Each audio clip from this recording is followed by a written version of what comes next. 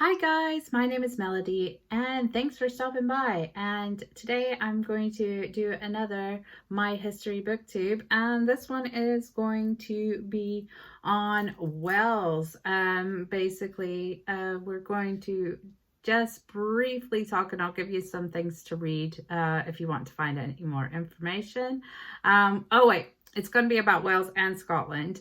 Welsh is the first one, and then Scotland is the second part. I'll try to give you some things to read, but I think the Scotland one I mostly gave things to read from my last video, which was about Scotland itself. So there'll be a lot of good information on that.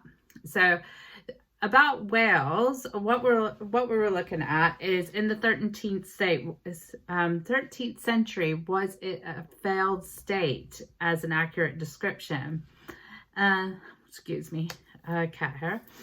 So basically, it would need to imply that the four main principalities of Gwynedd, Deheubarth, Powys, and Morannwg, I can't say, that were united. Oh, that's there. So. But however, for a state to exist, you need to have a hierarchy, and you need to have a sense of government and compatibility throughout the different principalities and the leaders of those principalities. However, what they had in Wales was a way that when the leader of one of these areas died, however many sons or children they had, the principalities would get split up and the land would get split up between the sons. There was a lot of infighting and things like that as well with that. There wasn't a lot of camaraderie and alliances. Alliances were made by what you thought you could get out of it. However, there was Llewellyn, who was called Llewellyn the Great, and they were having support with King John and things like that. So there's a lot of interest at this period of time is that the English had moved into Wales, colonizing Wales as well, and trying to put in their own English leaders into these principalities to rule them.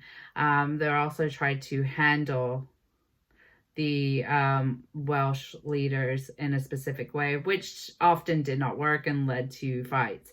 But to say that it was just the English coming into Wales is probably a bit problematic, because you look at some of the history and some of the annals written, and you see a lot of Welsh leaders fighting other Welsh leaders because they wanted their land, or they were trying to put them in control. Now, there is actually another Llewellyn that comes into this case, and I have a bit of trouble reading which family it's from, because it's normally the same family. However, it's like there's lots of Llewellyns, there's lots of Davids, there's lots of people with the same name. Mostly this is about Gwynedd. Gwynedd was a very powerful kingship within or principality within Wales, and at one point this Llewellyn ap Gruffydd, Gruffydd was his dad, so it's Llewellyn of Gruffydd, that is his father, who was related to Llewellyn the Great, and his brother Owain, I think it's just Owain, to be honest, ruled Gwynedd together peacefully.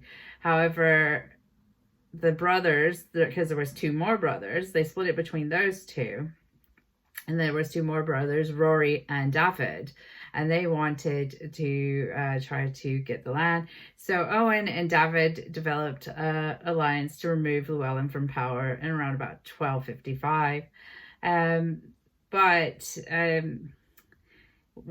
that all failed, unfortunately. So Llewellyn became the sole ruler of Gwynedd, and his brothers were captured and imprisoned. So it appeared that at this time, Wales was united because he became alliances with other different people and things like that. But he's always wanting the I guess you would say like the approval of the English king, and that sort of thing, because he always is trying to get that approval from the King of England. Eventually, because this is like straight up, basically say Lwyd ap Gwynedd, or Griffith, went to Southern Powys, and Griffith ap Gwynwen was still loyal to Henry, so they had an argument and they fought, and it's basically all this constantly, and a lot with the Marchers regions on the side, because sometimes the English Marcher lords would get into alliances with the Welsh principalities, especially Gwynedd, but then at a later point they get fed up and they would go back to the sides, and it was a back and forth constant. Even with his brothers, it was back and forth, which ultimately led to the downfall of the whole sort of united Wales, which is technically not united at one point, because one of the actual principalities is never really in with everyone else. But at one point he did actually gain the title Prince of Wales. Let's just have a look here, because this one is absolutely long and it's there. So basically 1283 with Edward I. However, he only briefly held that title. Wait, say that. Taking back control. 1283. I am so with this now. Because at one point they actually maintained a truce for a bit, and then for some odd reason, Llewellyn and his brother, one of the ones that was in the scheming against him, joins him, and or he joins his brother in an uprising against King Edward, and that basically just makes the fall down of everything, because everything was captured, that sort of. And they ended up, I think they said they ended up being, he was ambushed apparently, and his brother was executed. So that's pretty much the end of that. That happened between the time about 1200 and 1300. So all that. So first Llewellyn down at the end over there, and then the last Llewellyn ended in about, let's see, 1283, I believe it's so yeah, he went to, so in 1282 Llewellyn died. He was slayed by English, who said that they were ambushing him. Okay, so that's a really bad explanation for that. And I'm just going to give you some references to actually look at so you can. So one is the Chronicle of Welsh Princes. That's usually in an archive somewhere, and you could find that in a library. And then you have the Crisis of Identity towards the Principality of Wales. Let me see if I can find out who that was written by. And that's in Medieval Wales. 2 seconds. I don't have who's that's written by, but it's in a book called Medieval Wales, and it has list of who were princes and things like that.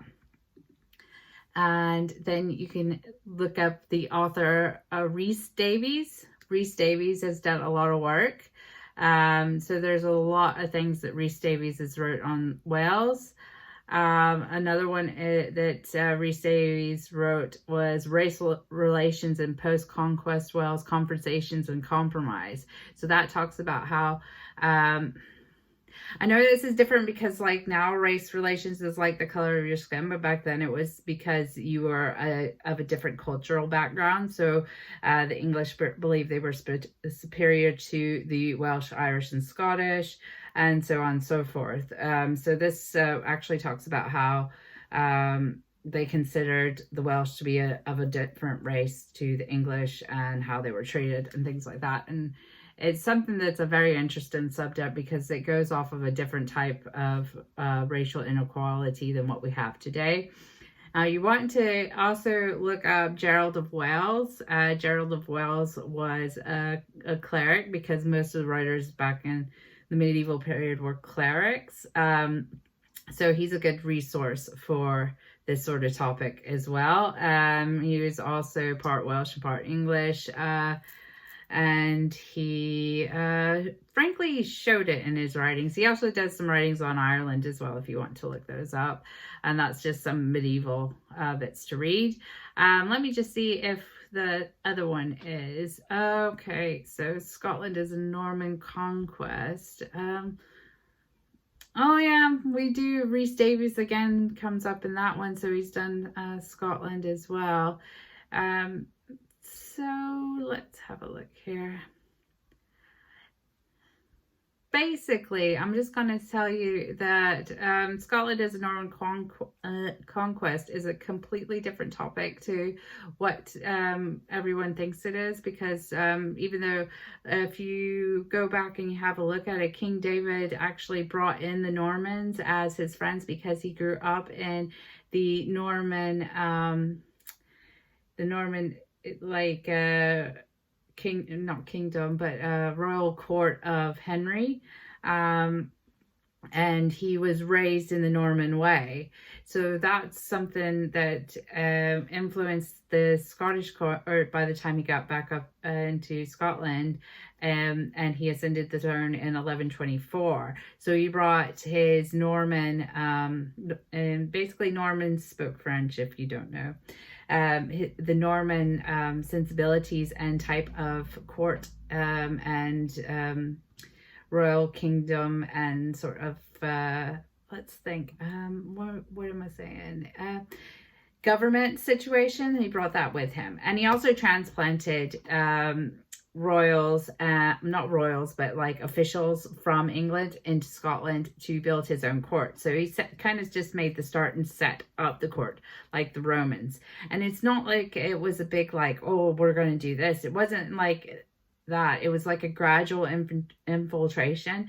If we look at King Robert the Bruce, which is very popular, and he is Scottish king, he comes from his ancestor Robert de Bruce, who was French and Norman. So a lot of the people in these higher positions by that period were of Norman descent. So it wasn't a case that it was like a sweeping change. It was like little changes that caused, that made the Norman sensibilities more widespread in Scotland, sort of thing.